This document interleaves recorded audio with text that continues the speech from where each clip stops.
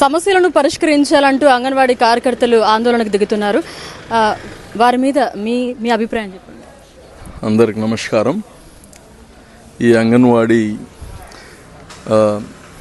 Workers employees అందరు కానీ 12వ తారీఖు నుంచి వాళ్ళు ఒక పీస్ఫుల్గా ప్రొటెస్ట్ చేస్తున్నారు.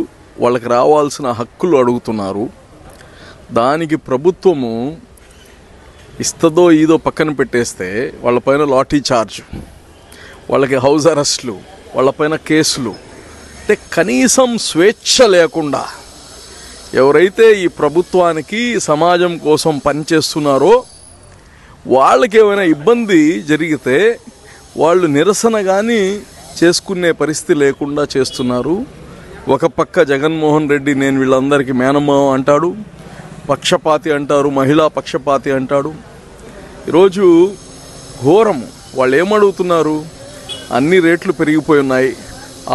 ఏదైతే మెనూ ఇస్తున్నారో ఆ మెనూ భోజనం చేయడానికి ఆ కాస్ట్ వర్కౌట్ అవ్వట్లేదు. నిజమే కదా, మన అందరికి కానీ ఈరోజు ఖర్చులు పెరిగిపోయాయి కదా. ఇన్ఫ్లేషన్ ఎంత పెరిగింది? దాని ప్రకారం ఏమైనా పెంచి ఇచ్చారా? లేదు. గతంలో కానీ మీరు ఒకసారి చూసుకుంటే అంగన్వాడీ వర్కర్స్కి 6,500 ఉన్నదాన్ని 4,600 ఉండేదాన్ని 10,300 చేశారు చంద్రబాబు నాయుడు గారు. జగన్మోహన్ రెడ్డి గారు 1,000 రూపాయలే పెంచారు.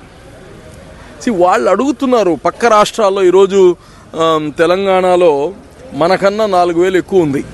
వాళ్ళు అడుగుతున్నారు.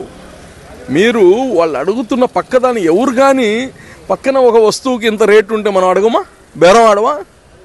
ఎందుకు ఇచ్చారు అక్కడ? వాళ్ళది కానీ ప్రభుత్వమే కదా.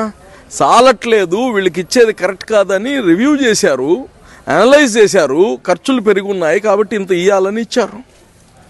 దాన్ని వాళ్ళ పెన్షన్స్ అడుగుతున్నారు. వాళ్ళని రెగ్యులరైజ్ చేయమంటున్నారు కొంతమందిని, కాంట్రాక్ట్ వాళ్ళని.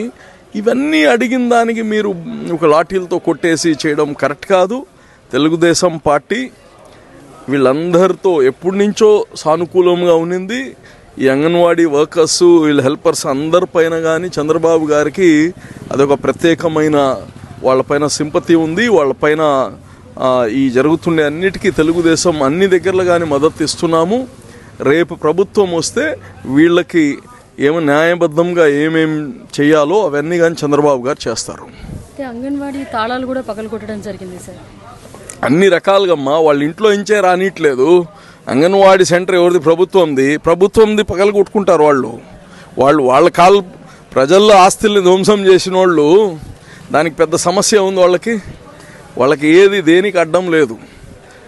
ఈరోజు మేము చెప్పేది ఒకటే, వాళ్ళకి నేను మీకు ఒకే సూచన ఇస్తున్నా. వైసీపీ వాళ్ళకి ఇక పోయే కాలం వచ్చేసింది. 2 మంచి పనులన్నా చేసి పుణ్యం కట్టుకోండి, లేకపోతే ఇంకా మీకు పుట్టగతులు ఉండవు. అంగన్వాడీ సమస్యలను పరిష్కరించడంలో, డిమాండ్ చేయడంలో ఎటువంటి తప్పు లేదని అబ్దుల్ అజీజ్ గారు వివరించారు. చూస్తూనే ఉండండి మన HN9 టీవీ. మరిన్ని అప్డేట్స్ కోసం మన HN9 టీవీ ఛానల్ని సబ్స్క్రైబ్ చేసుకోండి.